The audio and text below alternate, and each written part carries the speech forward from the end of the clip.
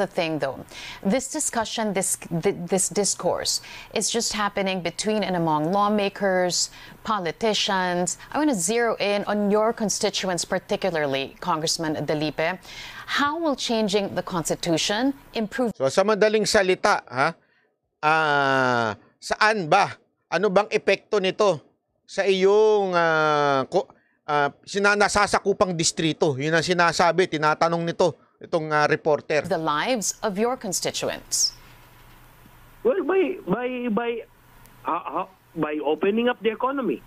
In fact, if you would follow the proposal of the House of Representatives, there are about 7 or 8 other provisions that we would like to change in this 37-year-old Constitution. It is not only 3; it's about 7 or 8 to help, uplift to open up the economy. No, give us. Sorry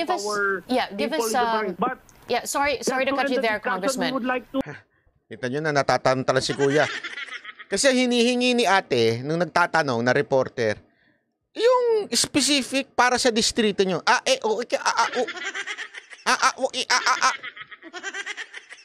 Diba? Follow suit the position of the Senate of just amending 3. No, I asked you that question, Congressman, because we want to give a concrete example to those who are listening to us, to those who are watching us, your constituents in particular. If the Constitution is changed, how will this change their lives? What do you see? What is your vision that changing the Constitution will bring to your constituents? Go ahead. First, if we open, if we relax those restrictive provisions. Bakit dumadami yung ganyan? Sa gobyerno ngayon, yung then we will create more jobs.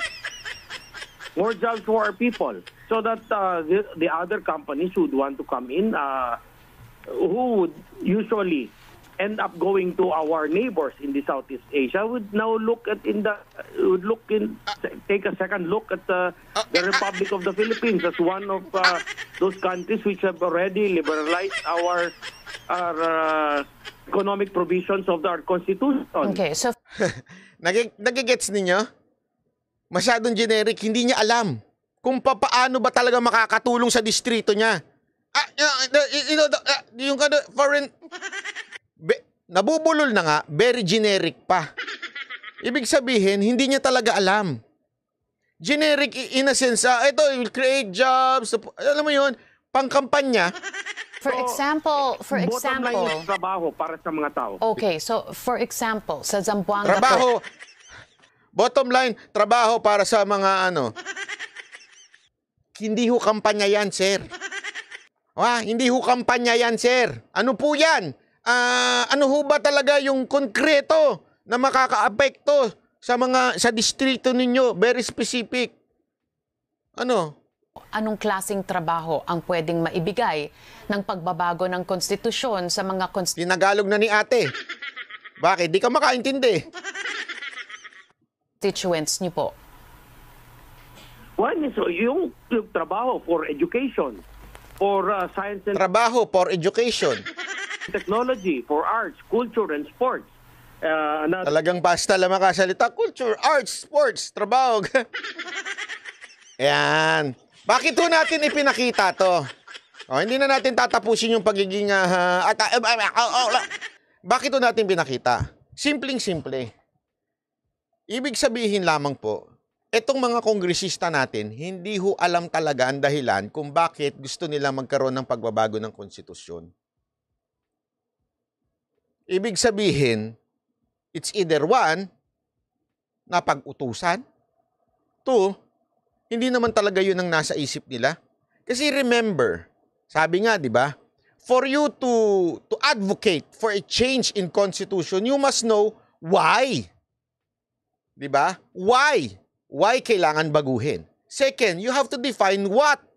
Ano ba dapat? Ano po ba ang problema? Okay? And how? Anong masusolusyonan? Paano masusolusyonan ng pagbabago ng konstitusyon yung problemang tinutukoy mo? Ganun lang kasimple. Why, what, and how. why we need change, what is the problem, and how this change will solve the problem.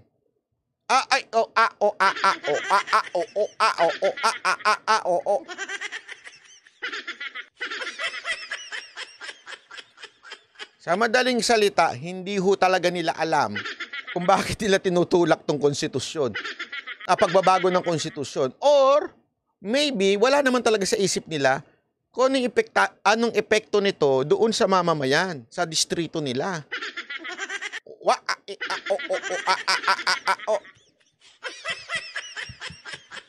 Alam nyo ha, alam mo ako, Speaker Romualdez, maganda siguro, i-enroll nyo muna sa public speaking itong mga kongresista ninyo. Mag-usap-usap kayo, o ano ba isasagot natin pagka ito tanong. Hindi, gano'n na lang eh.